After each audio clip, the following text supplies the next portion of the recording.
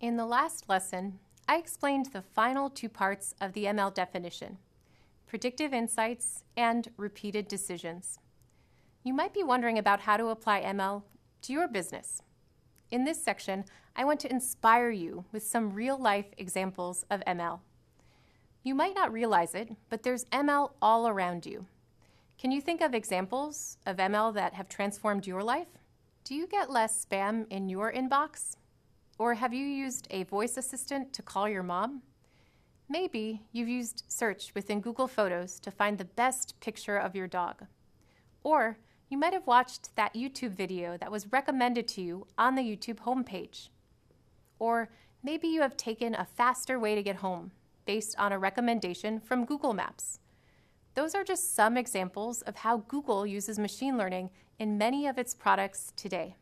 This chart tells the story of Google's use of ML models over time. We weren't always using ML in so many of our products, but see how the graph moves up and to the right over time?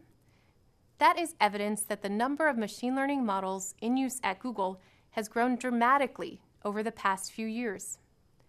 But it's not just high-tech companies that have seen their businesses transformed by machine learning. This dramatic growth is now happening in many businesses. Let me tell you the story of a company that used ML to dramatically improve part of their core business. Aucnet is one of the largest real-time auction service providers in the world. In fact, they process more than 4 million auctions each year. But they had some major pain points in their business processes. One major area of friction was image classification. To start an auction for one car required uploading 20 photos from various angles. It took a lot of time, up to 20 minutes per car. But Aucnet had an idea. They built a real-time car image recognition system powered by Google Cloud's ML technologies. They shortened the amount of time it took to list a car for auction from 20 minutes to only 2 to 3 minutes. Think about your business processes. Where do you have major pain points? How might ML help? Other businesses are using ML to reimagine the way their users interact with their products. Instead of mouse and keyboard, more and more people now use voice. You can see that in 2019, we expect 33% of US internet users to use voice assistants. By 2020, more than 85% of customer interactions are expected to be managed without a human customer service representative. And by 2021, we expect that 87% of consumer interactions will involve chatbots or virtual assistants. Now, think back to the last time you ordered a pizza. Maybe you had to pick up the phone to place your order. Well, Domino's has transformed the way their customers can order a pizza.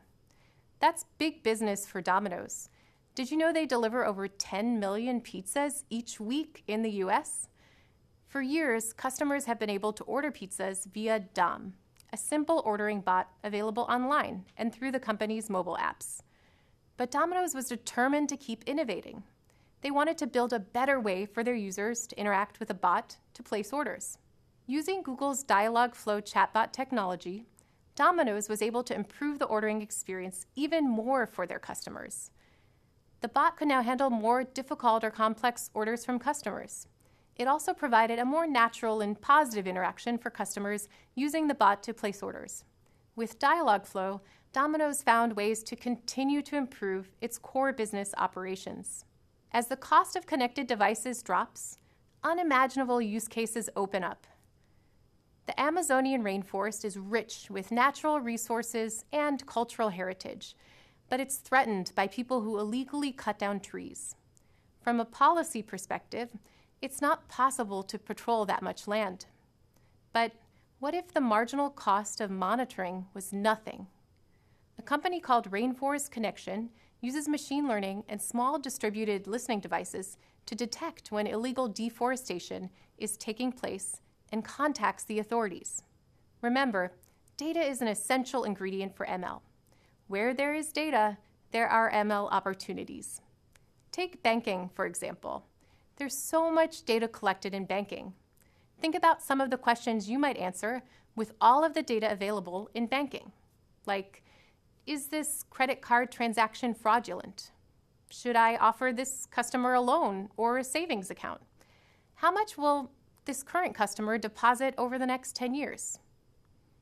Why is this customer calling the bank now? All of these are backed by data, have standard algorithms, involve a prediction, and also have a decision that's made repeatedly.